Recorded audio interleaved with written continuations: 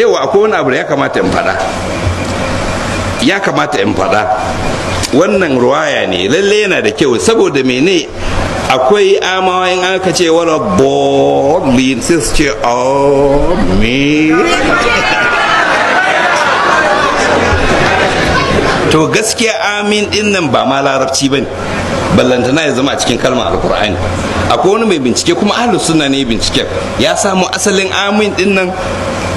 sunan gunki ne amu na misrawa kuma sunayen sarakunan su duk sun sace sarakunan su abin nan fir'aunonin suna cewa ayan giji ne zaka ji amen suke cewa amen ba amin ba amen da yaran su amen hotep amen ra amen kaza su suna saboda su sai ga mana kaza kai maka sai jama'a sai amen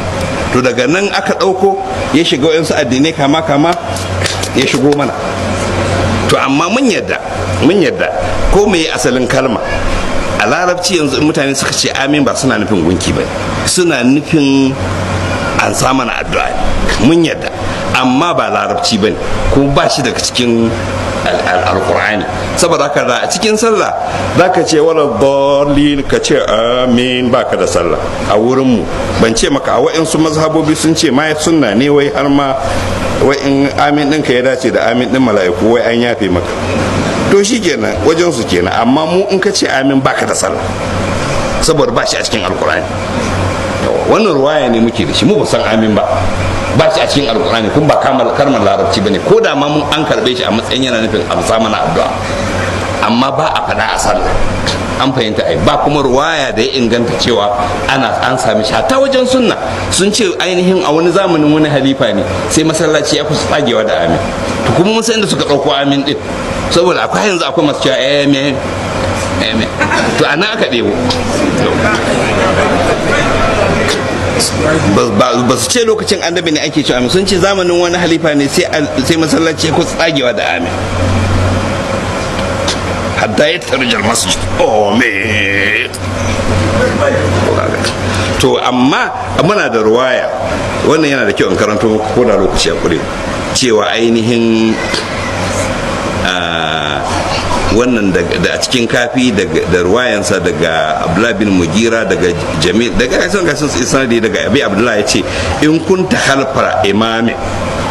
in kana bayan liman faqara alhamd ya karanta wa faraga min qira'atiha faqul alhamdulillahi rabbil alamin wala taqul amin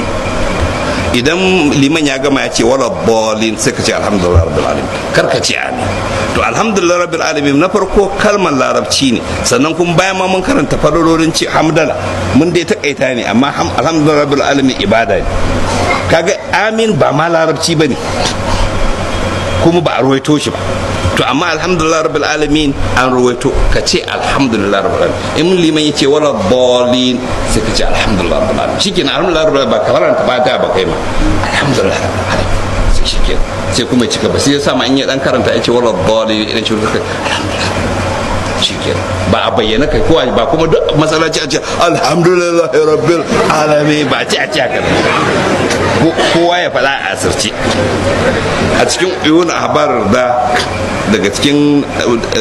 ɗabi'o'in imam rida a wajen ibadansa in ya gama karanta fatiha yakan ce alhamdulillah rabbil alamin to mu ma yanzu mu ce alhamdulillah rabbil alamin insha Allah wa sallallahu ala muhammadin wa alihi tahirin